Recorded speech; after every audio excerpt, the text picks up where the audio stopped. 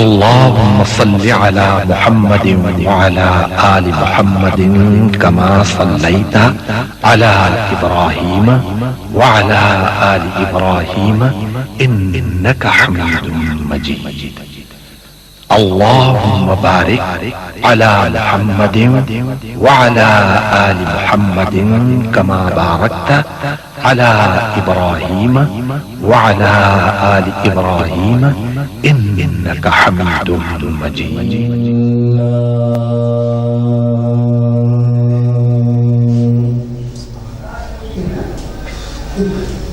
الحمد لله الذي خلق السماوات والأرض والصلاة والسلام على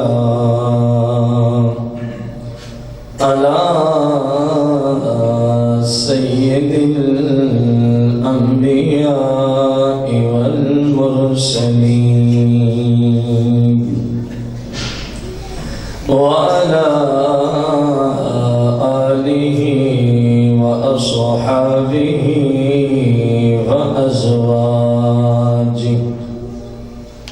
وعلماء ملته أجمعين. أما بعد فأعوذ بالله من الشيطان الرجيم. بسم الله الرحمن الرحيم. قال الله تبارك وتعالى في القرآن المجيد والفرقان الحميد: إن الله وملائكته يصلون على النبي يا أيها الذين آمنوا صلوا عليه وسلموا تسليما. الصلاة والسلام عليك يا سيدي يا رسول الله. الصلاة والسلام عليك يا سيدي يا حبيب الله. الصلاة والسلام عليك يا سيدي يا شفيع المذنبين. الصلاة والسلام عليك يا سيدي يا رحمة للعالمين. الصلاة والسلام عليك يا سيدي يا جد الحسن والحسين. مولاي صل وسلم دائما أبدا على حبيبك خير الخلق كلهم.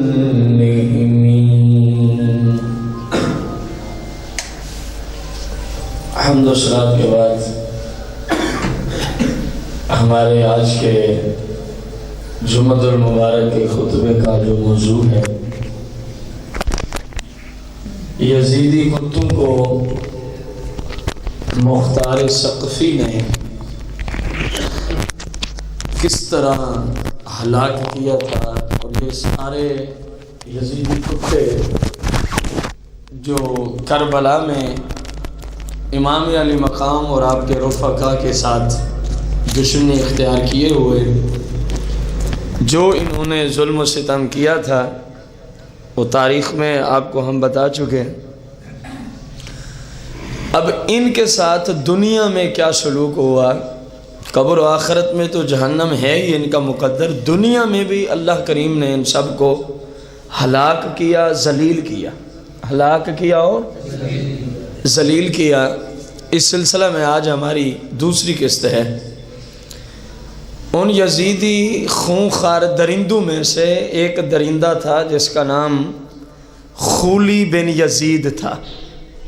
خولی بن، یہ ایسا بدبخت ہے، یہ ایسا لعنتی شخص ہے، اسی نے امام علی مقام کے سر انور کو امام علی مقام کے جسم مقدس سے جدا کیا تھا۔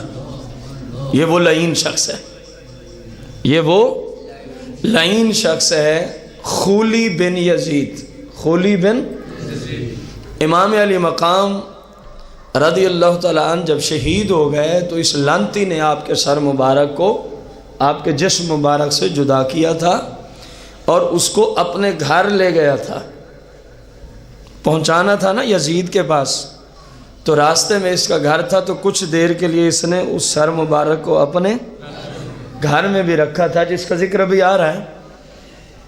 جب مختار چن چن کے اہل بیت کے دشمنوں کو ہلاک کر رہا تھا تو اس نے کہا وہ کتا آج کل کہاں رہتا ہے؟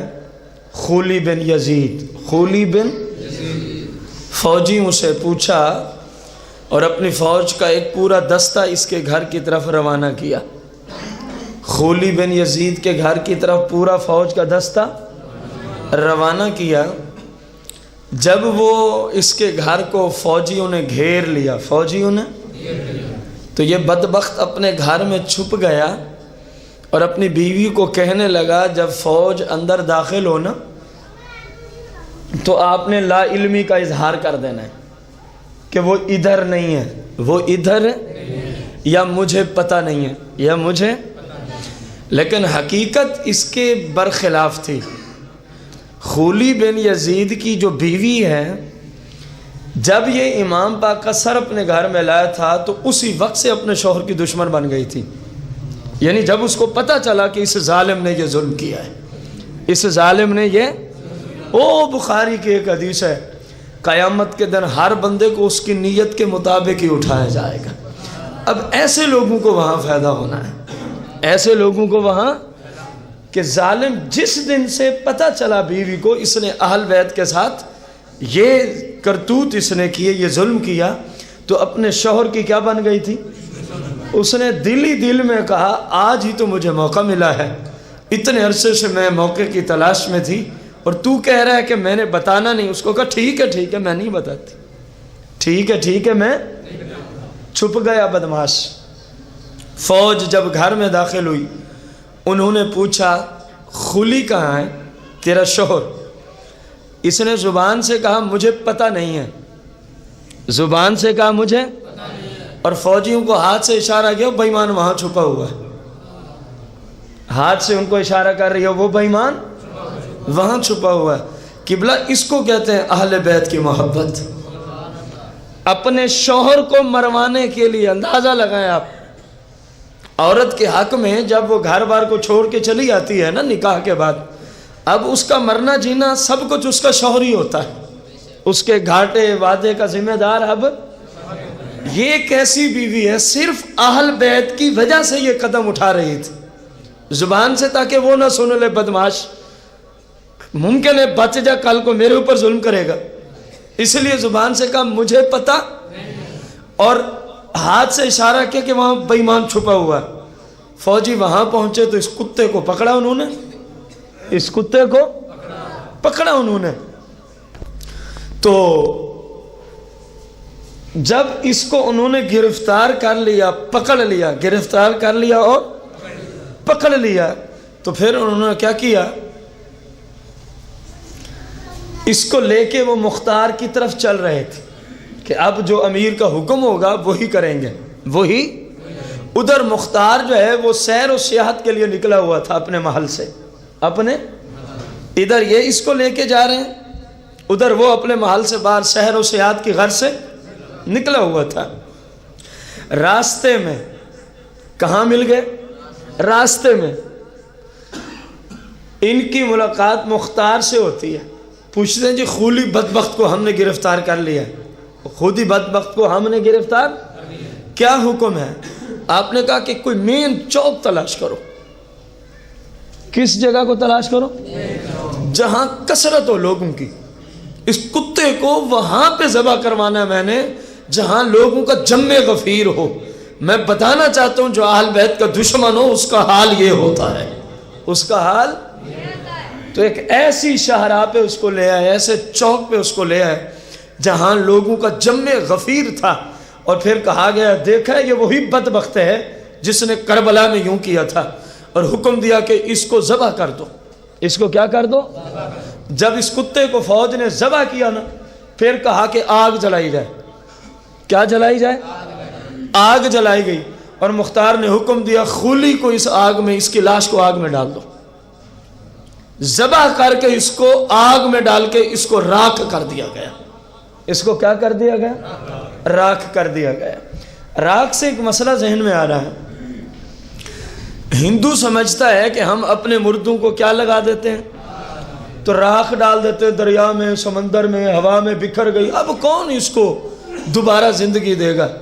تو یہ ذہن میں رکھیں, دوبارہ زندگی کے لیے یا جنت میں جانے کے لیے یا جہنم کے عذاب کے لیے قبر کا ہونا کوئی ضروری نہیں ہے.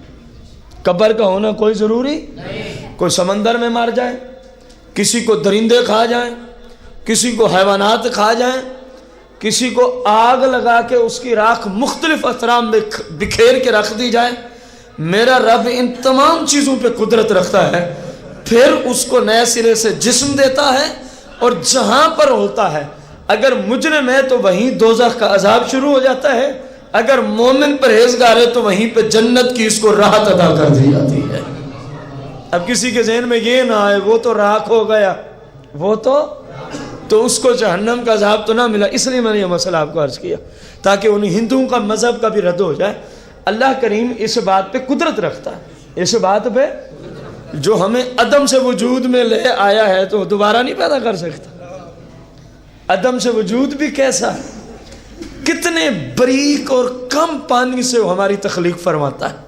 وہ ہماری کہ اگر وہ ذرہ باہر نکال لیا جائے, وہ ذرہ جس سے میں اور آپ پیدا ہوئے, تو وہ بغیر جدید سہولیات کے, جدید آلہ جات کے آپ کی آنکھ سے وہ نظر نہیں آتا.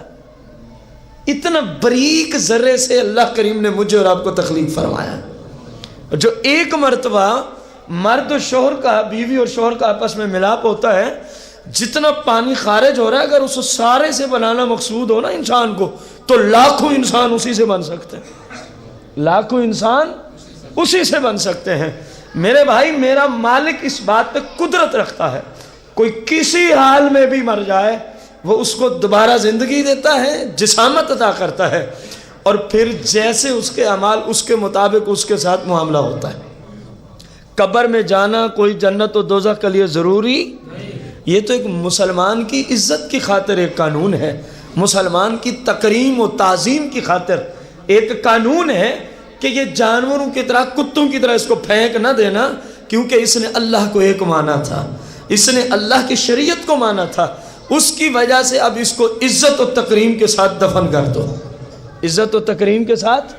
بقایا کوئی جہاں مرضی مر جائے وہیں حساب و کتاب ہوتا ہے, وہیں فرشتے پہنچتے ہیں, وہیں فرشتے, سوالات اس سے وہیں ہوتے ہیں.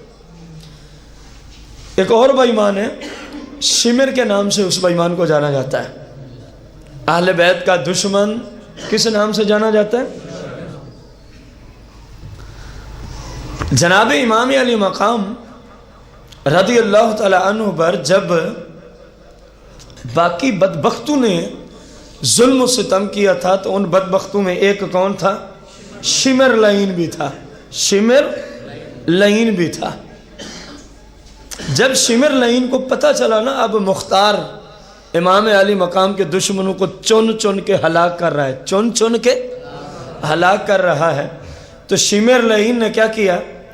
اپنا ایک پورا قافلہ تیار کیا, ایک پورا اپنے ہم عقیدہ لوگوں کو ملایا اور کہنے لگا تیز ترین گھوڑے لو اور کوفے کو چھوڑ کے کہیں دور نکل جاتے ہیں, کوفے کو چھوڑ کے کہیں مختار ایک ایک کو چن رہا ہے، ہم بھی وہاں تھے، وہ ہمیں بھی معاف نہیں کرے گا، وہ ہمیں بھی معاف۔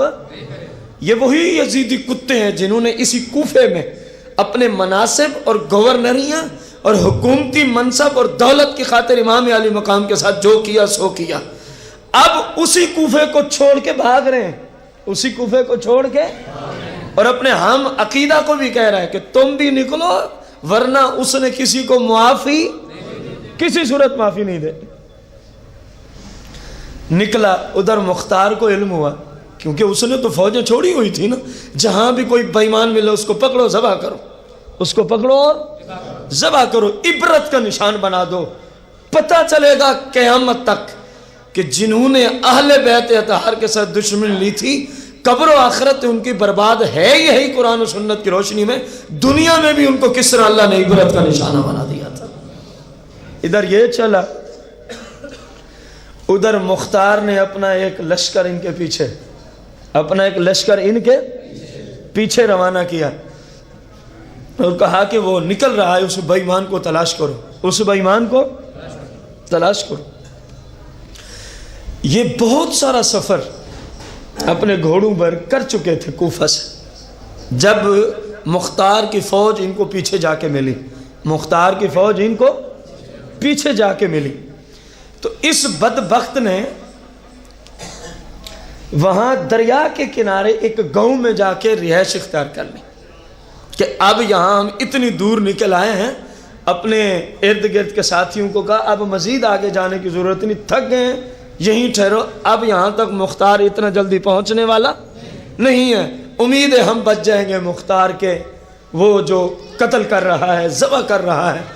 لیکن اس کو کیا پتا کہ مختار نے اس کی سوچ سے بھی زیادہ اپنی فوج کو بھیج دیا تھا، اس کی سوچ سے بھی زیادہ فوجی دستے کہ جہاں بھی ملے نا شمر لائن، اس کو وہیں ذبح کر دو، اس کو وہیں کیا کر دو، کیونکہ مختار کا اب سب سے پہلا گورنر بننے کے بعد جس نے سب سے پہلا قدم اٹھایا، میں نے پچھلے جمعے پہ بھی آپ سب کو بتایا، وہ یہی تھا کہ امام پاک کے جتنے دشمن ہیں ان سب کو چن چن کے ذبح کرنا ہے، ان سب کو چن چن کے ذبح کرنا ہے۔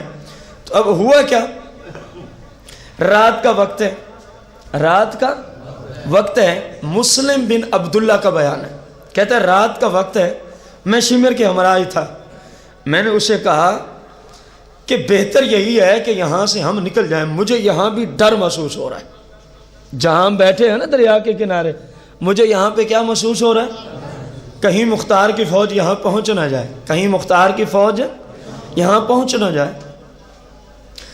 اس نے کہا میں 3 دن 3 رات یہیں قیام کروں گا، مختار یہاں تک نہیں پہنچتا، مختار یہاں تک، اس کے بعد دیکھتے ہیں فیصلہ کس طرف جاتا ہے، پھر وہیں جائیں گے۔ لگتا ہے کہ تو مختار قذاب کی وجہ سے ڈر گیا ہے، اپنے ساتھی کو شمر کہنے لگا، لگتا ہے کہ تو اس کی وجہ سے کیا ہو گیا، ڈر گیا ہے۔ کہتے بس یہی کچھ گفتگو چل رہی تھی تو ہم نے دیکھا جناب دور سے گھوڑوں کے سفر کرنے کی آوازیں ہمارے کانوں میں پہنچی، میں نے کہا دیکھا جو میں نے کہا تھا وہ فوج آ پہنچی ہے، وہ فوج آ پہنچی ہے۔ اس نے کہا اب آ گئی ہے تو اب ہم کر ہی کیا سکتے ہیں، اب آ گئی ہے تو ہم کر ہی کیا سکتے ہیں، پھر آنے دو جو ہوگی دیکھی جائے گی۔ مختار کے فوجی جب وہاں پہنچے، مختار کے فوجی جب وہاں پہنچے تو اس بدبخت نے اپنے جسم پہ چادر اوڑھ لی تاکہ مجھے پہچان نہ سکے کہ شمر لائن کون ہے، شمر لائن کون ہے، اور باقاعدہ ان کے مقابلے کے لیے تلوار لے کے کھڑا ہو گیا کہ میں ان سے لڑوں گا، میں ان سے لڑوں گا۔ اپنے ساتھیوں کو بھی کہا کہ تم بھی اس کے ساتھ لڑو، یہ جو دستہ آ پہنچا ہے فوج کا، لیکن یہ چند مٹھی بھر لوگ تھے، ادھر ایک پورا دستہ تھا فوج کا، ان کا مقابلہ کتنی دیر کرتے۔ الغرض شمر لائن کو پہچانا فوج نے، اس لائن کو وہیں ذبح کیا، اور ذبح کرنے کے بعد پتہ ہے کیا کیا اس کے ساتھ، علاقے کے کتوں کو اکٹھا کیا، یہ جو جانور ہیں کتے ان کی بات ہو رہی ہے، یزیدی کتوں کی بات نہیں ہو رہی، علاقے کے کتوں کو اکٹھا کیا، ان کو بھوکا رکھا، اور پھر اس بدبخت کی لاش کو ان کتوں کے سامنے ڈال دیا، ان کے سامنے کتوں نے شمر کی لاش کو کھا گئے، شمر کی لاش کو کھا گئے۔ کون؟ کتے۔ کیوں؟ یہ دنیا کا کتا تھا، شمر دنیا کا، یہ دنیا کے پجاری تھے، دنیاوی دولت منصب و جاہ کی خاطر انہوں نے کربلا کے اندر ظلم کیا تھا، تو خالق لم یزال نے کائنات والوں کو دکھا دیا ہے، دیکھو جو دنیا کی خاطر، جو دنیاوی دولت اور مناصب کی خاطر میری شریعت کو توڑتے ہیں۔ اب میں صرف یزیدیوں تک نہیں رہا، میں نے اصول آپ کے سامنے رکھنا ہے، کیونکہ انہوں نے بھی اللہ کی شریعت کے اصول کو کیا کیا تھا؟ دنیا کی دولت کی خاطر، دنیا کے مناصب کی خاطر، اور ایک حاکم وقت کی ہاں میں ہاں ملانے کی خاطر قرآن و سنت کے اصولوں کو کیا کیا تھا؟ تبھی اہل بیت اطہار کو شہید کیا نا۔ قرآن و سنت میں تو ان کی عزت کا حکم ہے، ان کی تعظیم کا حکم ہے، ان کے آداب، اہل بیت اطہار کے آداب کا حکم ہے، تو جب انہوں نے شہید کیا تو قرآن و سنت کے اصول کو توڑا کہ نہ توڑا؟ یہ عبرت تو بنا ہی بنا ہے، بقایا مخلوق کو بھی بتانا مقصود ہے کہ دیکھ لو، جو دنیا کی خاطر، جو دولت کی خاطر، جو دنیا کے جاہ و منصب کی خاطر، جو وقت کے حکمرانوں کی چاپلوسی کی خاطر، اور جو حکمرانوں کی چمچے کرسیاں کرتے ہیں اور ان کے کہنے پہ امت کے ساتھ ظلم و ستم کرتے ہیں، قرآن و سنت کے اصول توڑتے ہیں، ان تمام بدماشوں کو بتانا مقصود تھا کہ دیکھ لو، جو دنیا کے کتے ہوتے ہیں ان کو کتوں کی غذا بنا دیا جاتا ہے۔ خیال رکھ کے زندگی بسر کرنا، کہیں دنیا کی خاطر، کہیں دولت کی خاطر، کہیں دنیاوی جاہ و منصب کی خاطر قرآن و سنت کو توڑنا بیٹھنا، ورنہ تمہارا حشر بھی یہی ہوگا، ورنہ تمہارا حشر بھی۔ یہ آج جن کو سمجھ نہیں آتی نا، جو غریبوں پہ ظلم کرتے ہیں، جو غریبوں کے ساتھ زیادتیاں کرتے ہیں، میرے بھائی ہم تو کتنے سو سال پہلے کے یزید کی بات کر رہے ہیں، اس وقت آپ کو یزید نظر نہیں آتے؟ یہ جتنے ظلم کر رہی ہیں سب وقت کے فرعون اور یزید ہیں، سب وقت کے فرعون اور مسلمان کی آج عزت تک محفوظ نہیں ہے، مسلمان کا مال تک محفوظ نہیں ہے، مسلمان کی جان تک محفوظ نہیں ہے۔ آپ کیا سمجھتے ہیں جو حکومتی مناصب پہ بیٹھے ہیں یہ پرہیزگار متقی لوگ ہیں؟ یہ وقت کے فرعون اور یزید ہیں، یہ وقت کے فرعون اور یزید ہیں۔ آپ دیکھ لیں یزید کا ظلم، سوائے ایک بات کے کہ اس نے اہل بیت اطہار کو ٹارگٹ کیا تھا، اس بات کو آپ سائیڈ پہ رکھ دیں، بقایا جتنے اس کے کرتوت تھے حکومت وقت کے اس سے بھی زیادہ کرتوت آپ کو نظر آئیں گے، جتنے کام اس نے خلاف شرع کیے تھے اس سے زیادہ آپ کی حکومت کروا رہی ہے۔ اس چیز کو چھوڑ دو کہ کس پارٹی کی بات ہو رہی ہے، ہم کسی پارٹی کو نہیں مانتے، جتنے یہ چور سیاسی ہیں ہم کسی پارٹی کو کسی صورت میں نہیں مانتے۔ ہاں اگر کبھی وقت آیا، ہاں اگر کبھی کوئی سنی علماء بعمل اگر سیاست میں آ کے کوئی کام کرنا چاہیں گے تو انشاءاللہ ہم ان کے ساتھ کھڑے ہیں۔ باقی ہم آج تک فقیر نے الحمدللہ آج تک کوئی ایک ووٹ کسی کو نہیں دیا، اس کی وجہ یہی ہے کوئی ووٹ کے قابل ہی نہیں ہے، شریعت کی روشنی میں کوئی بندہ ووٹ کے قابل ہی نہیں، اور یہ صرف میری ذمہ داری نہیں، آپ سب کی ذمہ داری ہے۔ ووٹ دینے کا مطلب آپ کو پتہ تو ہے نا، حکومت وقت کے الیکشن کمیشن کو یہ بتانا مقصود ہوتا ہے میری نگاہ میں جس کو میں نے ووٹ دیا یہ ایماندار بھی ہے، یہ پرہیزگار بھی ہے، یہ متقی بھی ہے، یہ عدل و انصاف والا بھی ہے اور پکا مسلمان ہے۔ آپ کے ووٹ کی الیکشن کمیشن کے ہاں یہ اہمیت ہوتی ہے۔ اب آپ جانیں جتنے ووٹ آپ نے ڈالے ہیں یہ ساری شرطیں اس میں پائی جاتی تھی؟ ہمارے ہاں تو صرف شخصیت پرستی ہے، ہمارے ہاں تو قومیت پرستی ہے، اوے ہمارا بڑا اس کے ساتھ کھڑا سارے اس کے ساتھ ہو جاؤ۔ کیوں؟ کل کو کوئی آفت آ جائے گی تو ہمیں انہوں نے ہی بچانا ہے نا، بس اس کام کے لیے اس کے ساتھ۔ آفتوں سے یہ حکومتی گنڈے نہیں بچا سکتے، آفتوں سے بچانے والی ذات اللہ رب العالمین کی ہے، مشکلات کو حل کرنے والی ذات اللہ رب العالمین کی ہے، جس کے ساتھ رب کا ساتھ ہونا کائنات کا کوئی بندہ اس کا کچھ بھی نہیں کر سکتا۔ آزمائش اپنی جگہ مسلم ہے، نیک لوگوں پہ ہمیشہ آزمائشیں آتی رہیں تاکہ پتہ چلے نا کہ ہماری راہ میں تکلیف ہے تو پھر کیا کرتے ہیں، تکلیف آئے تو پھر کیا کرتے ہیں۔ اگر یزید کے دور میں ایک مسلم کی عزت محفوظ نہیں تھی تو آج کتنی محفوظ ہے؟ یزید کے دور میں اگر بیت المال میں خیانت ہوتی تھی، آپ سب سے سوال ہے، میں پہلے کہہ چکا ہوں کہ کوئی بندہ یہ نہ کہے کہ فلاں پارٹی کو ٹارگٹ کیا جا رہا ہے، مطلقاً جتنے بھی سیاسی آ رہے ہیں آپ کے ملک میں، میں سب کی بات کر رہا ہوں، اگر وہاں حکومت کے عوام الناس کے خزانے کو لوٹا جاتا تھا، بتاؤ آپ کے ملک میں کمی ہے؟ بولو تو صحیح، کس غریب کو اس کا حق دیا گیا؟ یہ بیت المال وزیر اعظم یا صدر یا وزیر اعلیٰ کے باپ کی ملکیت نہیں ہوتا، یہ اس ملک کی سلطنت کی رعایا کی ملکیت ہوتا ہے، رعایا کی۔ آپ کو کیا دے رہے ہیں؟ جو سارا دن بیچارہ دہاڑی کرتا ہے، مزدوری کرتا ہے، صبح سویرے 3-4 بجے اٹھ کے منڈی پہ گیا، فروٹ لایا، سبزی لایا، پورا دن ایک ایک گاہک کو بھگتایا، شام تک ذلیل ہو گیا، اس پہ پتہ ہے ان گنڈوں کی عیش و عشرت کے لیے کتنا ٹیکس ڈالا جا رہا؟ پتہ ہے آپ کو؟ ان کی عیش و عشرت ہوتی ہے، یہ زنا کرتے ہیں، یہ شراب پیتے ہیں، یہ قتل کراتے ہیں مسلمانوں کو ہمارے خون پسینوں کی کمائیوں سے، ہمارے خون پسینوں کی۔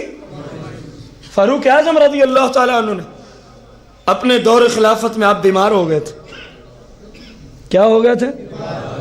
حکماء نے کہا جی آپ کو شہد کھانے کی ضرورت ہے، آپ کی میڈیسن کیا ہے؟ کیا کھانا؟ آدھی دنیا کا بادشاہ ہے۔ جب حکیم نے کہا نا آپ کو شہد کی ضرورت ہے، آپ نے فرمایا نہ تو میرے گھر شہد موجود ہے، نہ اتنے پیسے ہیں کہ میں شہد خرید سکوں۔ حکمران ایسے ہوتے ہیں۔ آپ کی زوجہ ارشاد فرماتی ہیں کہ فاروق اعظم رات کو سوئے نا اٹھ کے رونا شروع کر دیتے تھے، بستر پہ تڑپنا شروع کر دیتے تھے۔ میں پوچھتی امیر المومنین اللہ آپ پہ رحم فرمائے، خیریت تو ہے؟ آپ اتنا کیوں رو رہے ہیں؟ آپ راتوں کو کئی بار اٹھ جاتے تھے جب کہ حاکم بنے تھے، پہلے نہیں، اور اٹھتے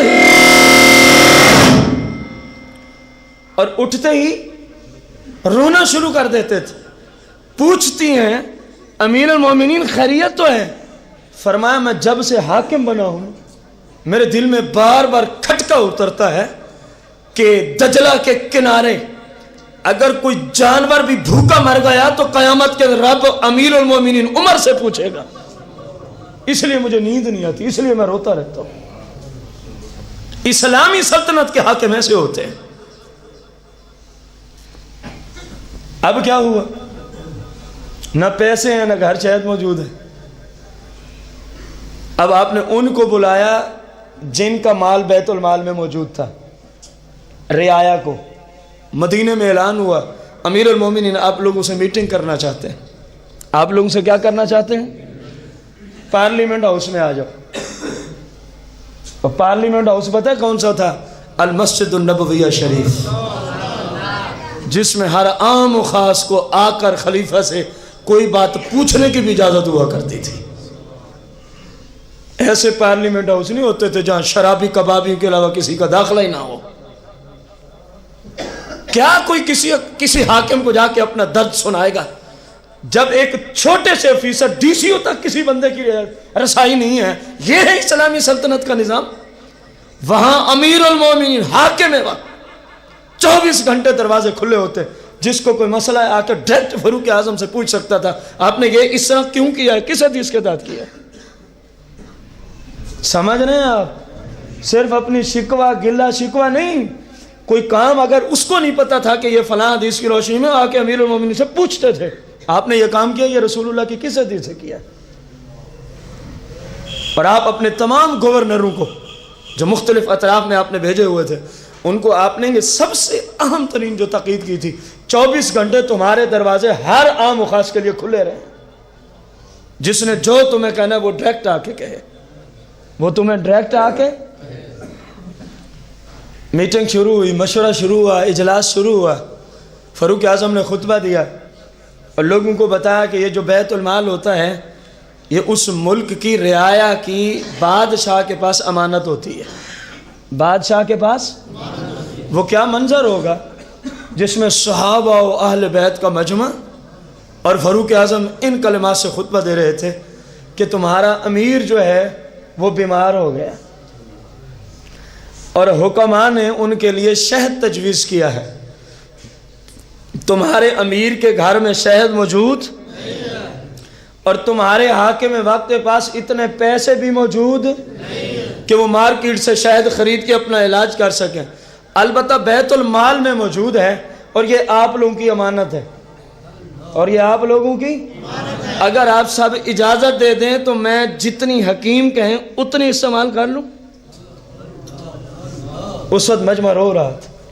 ایک حال طاری تھا اس وقت مجمع پہ, کیونکہ سننے والے بھی تو ایسے ہی پرہیزگار متقی تھے نا جیسا سنانے والا تھا. انہوں نے عرض کی حضور امیر المومنین آپ کو اجازت ہے ہماری طرف سے. دوپہر کا وقت ہے, آستینیں چڑھائی ہوئے ہیں فاروق اعظم نے اور دوڑ رہے ہیں دھوپ پہ. مولا کائنات سے ملاقات ہوتی ہے. کہا بھائی عمر خیریت تو ہے؟ دوپہر کے وقت دھوپ میں دوڑ رہے ہو. فرمایا بیت المال کا ایک اونٹ بھاگ گیا, میں اس کے پیچھے جا رہا ہوں. فرمایا نوکر چاکر نہیں تھے؟ فرمایا قیامت کے دن بیت المال کے بارے میں سوال نوکروں سے نہیں عمر سے ہونا ہے. مولا کائنات نے تاریخی کلمات بولے. فرمایا عمر بس بادشاہت و خلافت تیرے اوپر ختم ہو گئی ہے, اب قیامت تک لوگ تیرے جیسا خلیفہ تلاش کریں گے تو تیرے جیسا خلیفہ نہیں ملے گا. یہ مولا کائنات کے تاریخی کلمات. ایک اونٹ کی خاطر آدھی دنیا کا حاکم و بادشاہ امیر المومنین آستینے چڑھائے ہوئے دوپہر کے وقت دوڑیں لگا رہا ہے. اونٹ ذاتی نہیں تھا, عوام الناس کی امانت میں سے بیت المال کا اونٹ تھا. کتنے نوکر موجود تھے؟ کہا جی نوکروں سے نہیں, قیامت کے دن بیت المال کے بارے میں سوال حاکم وقت سے ہونا ہے. حاکم وقت سے ہونا ہے. میں نے یہ 2-4 مثالیں آپ کو دی تاکہ آپ کو سمجھ آئے کہ جو یزید کے دور میں ظلم تھا ہمارے دور میں بھی مینوان امت کے ساتھ وہی ظلم کرتے ہیں حکمران. اس میں کوئی شک نہیں کہ وقت کے فرعون ہیں, وقت کے یزید ہیں. وقت کے فرعون اور وقت کے صرف حاکم نہیں, جو کسی کے ساتھ ظلم و زیادتی کرتا ہے. فرعون کسی ایک بندے کا نام نہیں ہے, یزید کسی ایک شخص کا نام نہیں ہے, یہ ایک صفت ہے. یہ کیا ہے شریعت کی روشنی میں؟ جس کے اندر ان جیسے کرتوت ہوں گے وہ فرعون ہوگا, وہ یزید ہوگا.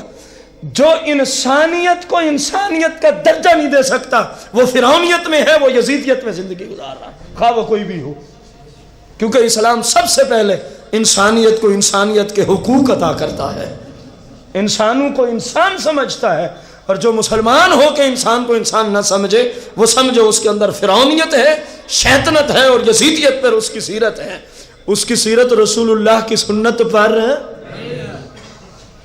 میرے آقا کریم تو جناب والا جانوروں کے حقوق بیان کر کے گئے ہیں, اور یہاں انسانوں کے ساتھ جانوروں سے ابتر سلوک کیا جا رہا ہے. اور اس سارے سلوک کی ذمہ دار موجودہ وقت کی حکومت ہوتی ہے.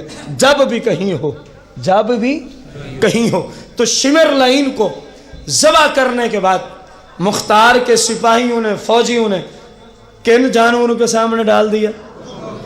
بولو تو صحیح. بتایا امت کو کہ دیکھو جو دنیا کے مناصب کی خاطر, دنیا کی دولتیں کی خاطر اللہ رسول کی شریعت کو چھوڑ دے, قانون بھول جائے رب رسول کی شریعت کے, تو اس کے ساتھ یہی کچھ ہوتا ہے. اس کے ساتھ حکومت کو چھوڑیں, آپ اپنے آپ کو سنبھالیں. ان پہ تو جو کلام تھا مختصر میں نے کر دیا. اپنے آپ کو بھی آپ نے دیکھا ہے کہیں دنیا کی دولت کی خاطر ہم شریعت کے اصول تو نہیں چھوڑ کے بیٹھے. کہیں دنیاوی جاہ و مناسب, گاڑیاں بنانے کے چکروں میں, بینک بیلنس پلاٹ اور کوٹھیاں بنانے کے چکروں میں کہیں ہم خلاف شرع دولت تو نہیں اکٹھی کر رہے؟ تو یہ اس قانون کی ذات میں یہ سارے آئیں گے.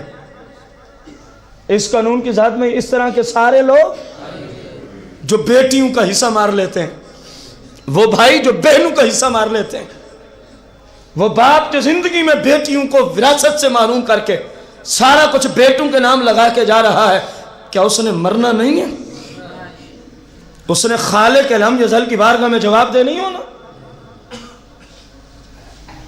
یا قرآن مجید میں بیٹیوں کے حصے کا ذکر نہیں ہے؟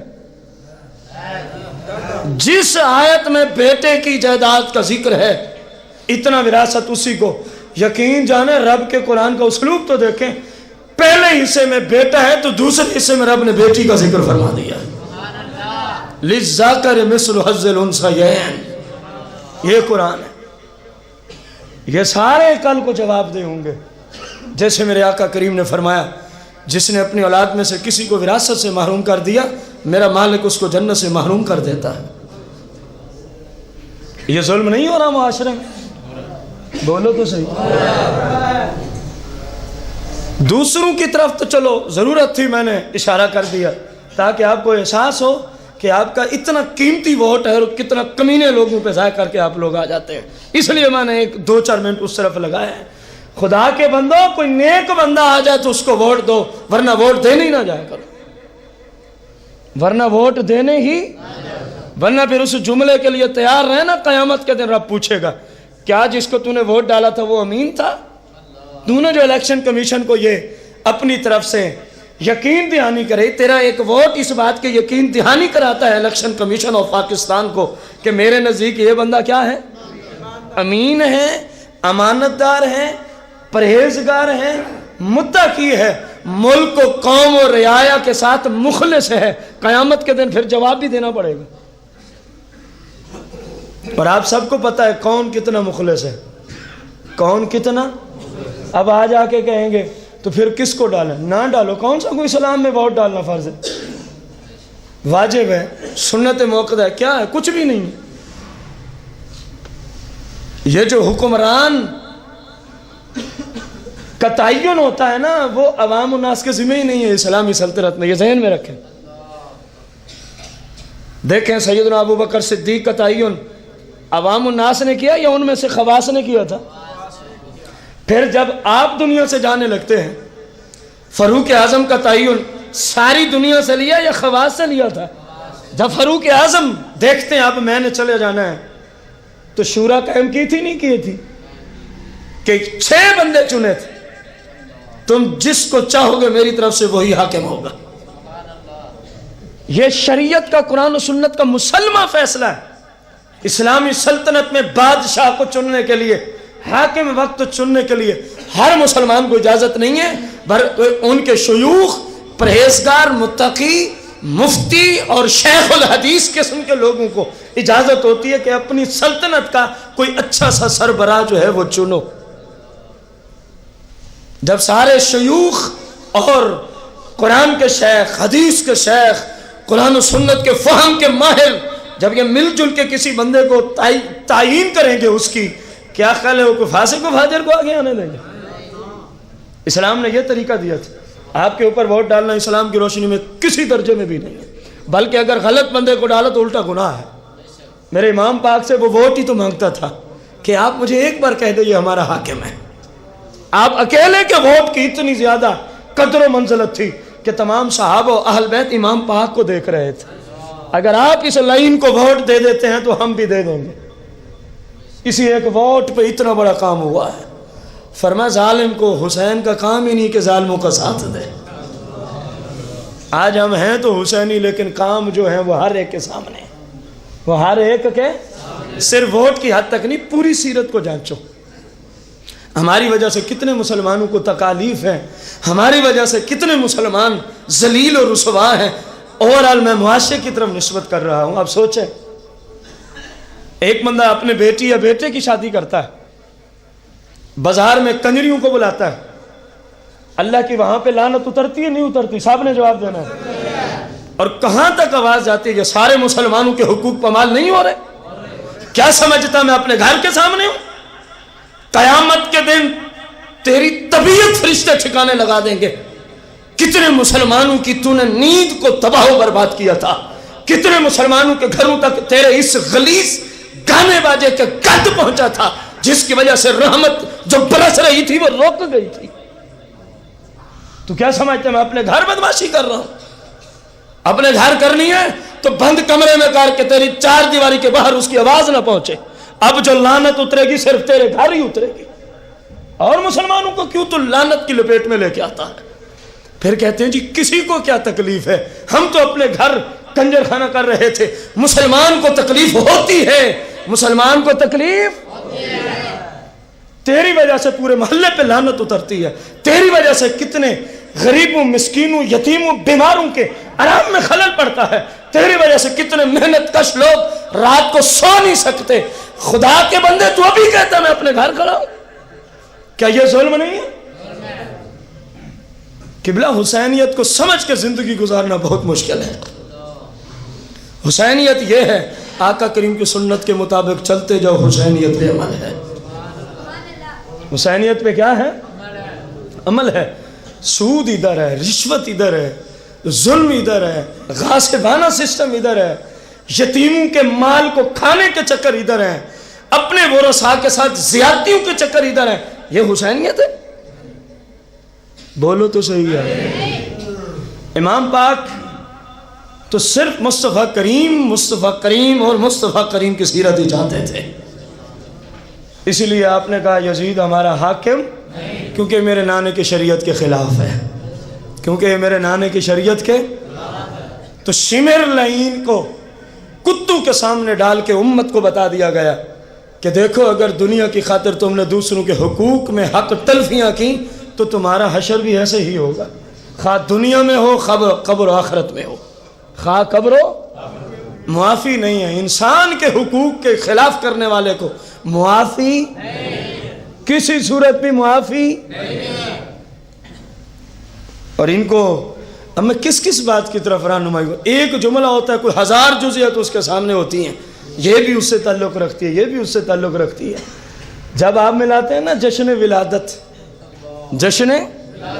ولادت، سرکار کی آمد پہ کافر تو خوش نہیں ہوئے نا، مسلمان ہی خوش ہوئے تھے نا، تو ہم الحمدللہ کیا ہیں؟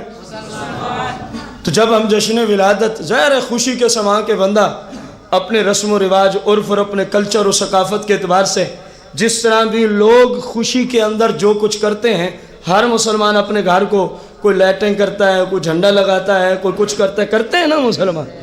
تو ہمیں جملے سنائے جاتے ہیں، یہی بچے، یہی پیسے اگر ان بچیوں کے جہیز پہ لگائے جاتے جو بیٹھی ہوئی ہیں، تو میں ان کو جملہ سنانے کے لیے یہ جملہ بول رہا ہوں۔ جب تم کنجریاں نچوا رہے ہوتے اس وقت تمہیں نہیں یاد آتا؟ حالانکہ جو کام ہم کر رہے ہیں یہ شریعت میں جائز ہے، ثواب کا کام ہے۔ کنجریوں پہ لاکھوں روپے تم اڑاتے ہو، اس وقت تمہیں نہیں نظر آتی اپنے محلے کی یتیم بچیاں؟ اس وقت تمہیں نہیں نظر آتی اپنے محلے کی بیوہ عورتیں؟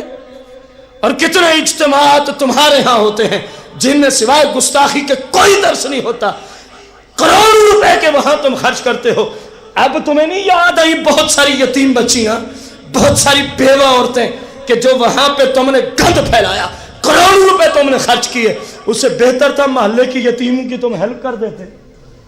الحمدللہ جو ہم کام کرتے ہیں وہ تو فی نفس ہی ثواب کا کام ہے، فی نفس ہی ثواب کا کام ہے کہ آقا کی آمد پہ خوشی کرنا یہ مسنون طریقہ ہے۔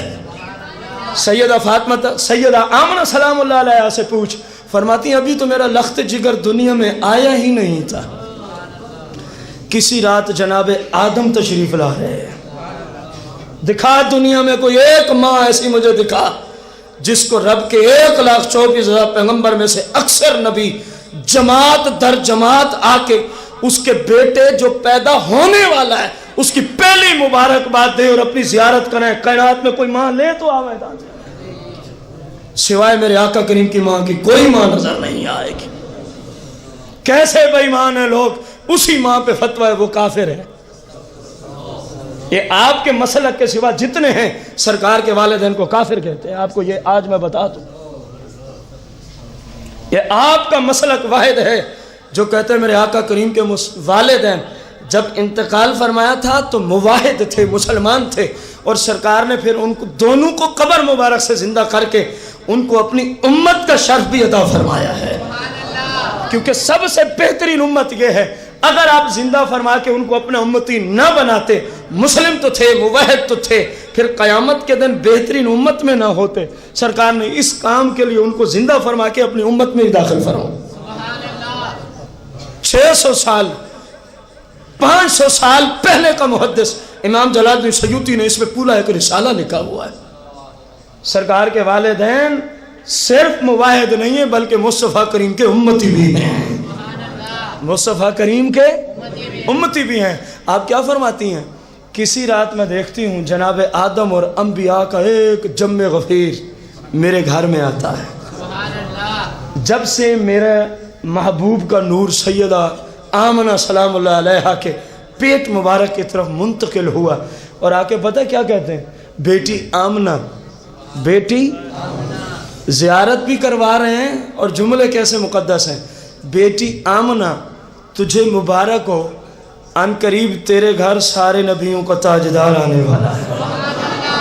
فرماتی ہیں کسی رات جناب ابراہیم و اسماعیل و شعیب و صالح و ہود و لوط ان کا گروہ آتا ہے، کہتے بیٹی آمنہ تجھے مبارک ہو، بیٹی آمنہ تجھے، تیرے گھر ان قریب نبیوں اور رسولوں کا سردار تشریف لانے والا ہے۔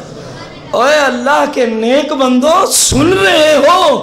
یہ کیا ہے؟ سرکار کی ولادت سے پہلے ہی خوشیوں کا سامان سجا ہوا ہے، سرکار کے آمد سے پہلے ہی آپ کی ولادت کے چرچے پورے جہاں میں پھیلے ہوئے ہیں۔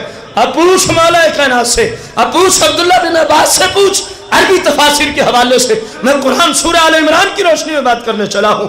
فرمایا آدم سے لے کر جناب عیسیٰ علیہ السلام تک ہر نبی کے ذمہ تھا، اس کی ڈیوٹی تھی، اس کی تبلیغ میں شامل تھا کہ اپنی اپنی قوموں کو اکٹھا کرنا، اعلانات کرنا، جلسے کرنا، جلوس کرنا، اور جب وہ سارے اکٹھے ہو جائیں وہ وقت کا پیغمبر کھڑا ہو کے لیکچر دیتا، لوگوں میں تمہیں خوشخبری سنانے کے لیے میں نے جمع کیا ہے، میں نے تمہیں ایک نبی کی آمد کے چرچے سنانے کے لیے جمع کیا ہے۔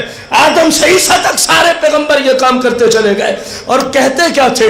لوگوں اللہ کا ایک پاک محبوب آنے والا ہے، ہماری زندگی میں یا ہمارے بعد اگر تمہاری زندگی میں آ جائے۔ آدم نے کہا میرے نام کے کلمے پڑھنا چھوڑ دینا، ان کی ذات پہ کلمہ پڑھنا، کیونکہ آدم کا بھی گزارا ان کی ذات پہ کلمہ پڑھے بغیر نہیں ہوتا۔